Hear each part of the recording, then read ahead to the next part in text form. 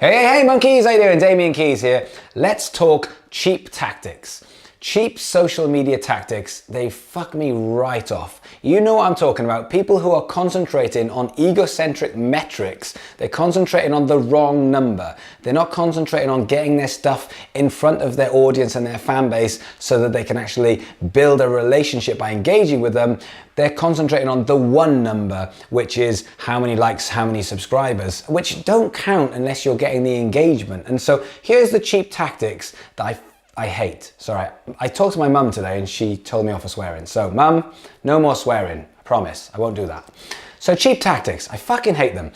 And the thing I really hate the most is when on Instagram, I will put a video out or a picture and someone puts a fist bump or a high five or just puts yeah or aw. And I'm thinking, did you even watch it? Like that, if that was real life, imagine you just walked up to someone in real life, you high-fived them and expected them to kind of go, oh, you high-fived me. Hey, shall we be mates? It's just not gonna happen.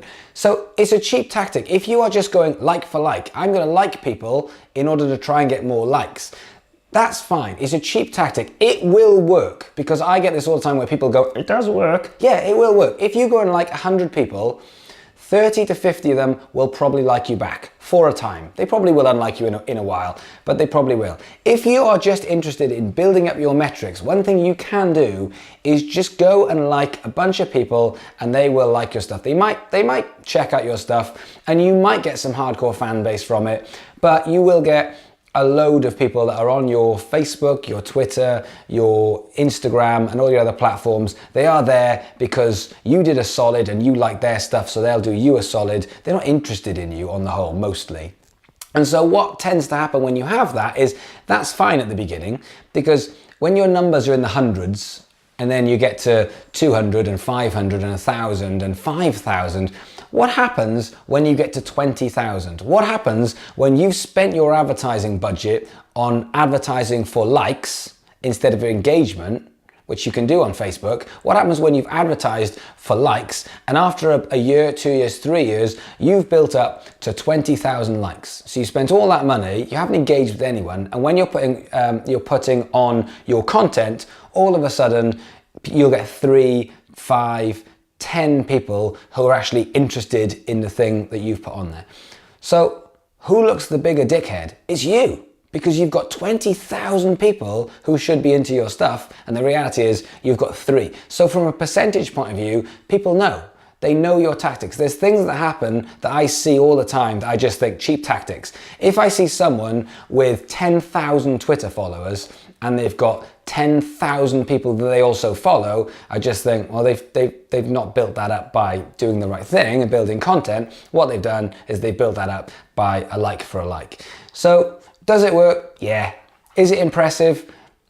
It's superficially impressive because you can actually go to someone's page and think, bloody hell, you've got a lot of likes. But then when you scroll down, as everyone does, because this is 2017. This is not MySpace in 2005, 2006. We are looking at a different time. People are not dumb. They're not stupid. When they see numbers, they'll say, wow, that's really impressive for the first 10 seconds. And then after that, what they'll do is they'll start scrolling down your stuff and saying, wow, that's even less impressive that you've got 20,000 people who like your page and not one of them gives a shit about you or what you do. It just makes you look like you've used the cheap tactics, and it's a bit embarrassing. So I feel like people should stop making excuses and put the hard work in, because what it feels like to me, it feels like people are standing at the bottom of the mountain and thinking, ugh, I wish I was at the top. And instead of actually taking one step forward day by day by day, what they want to do is they want someone to just get a helicopter and just dump them at the top. And, it doesn't really work like that in social media, because you have to have the proof. You have to be able to look behind you and see what your engagement is, what you're building. So enough with the cheap content, enough with the cheap tactics. Build the right content and then do that every single day. Do it 3 times a day. One thing I talk about quite a lot is building content every day. Doesn't mean you have to do it once a day.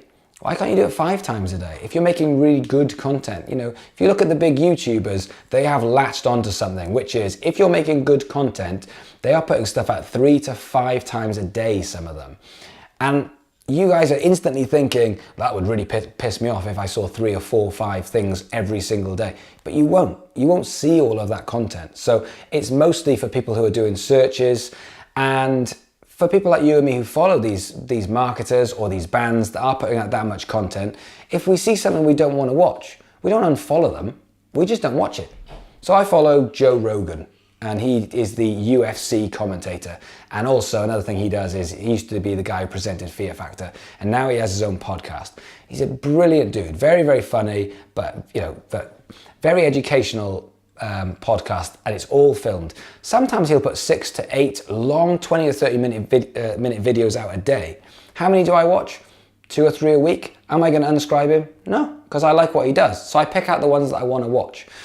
So you don't have to put content out once a day. You can put out 5 times a day, but stop with the cheap tactics, because it is ruining your brand and it makes you look silly.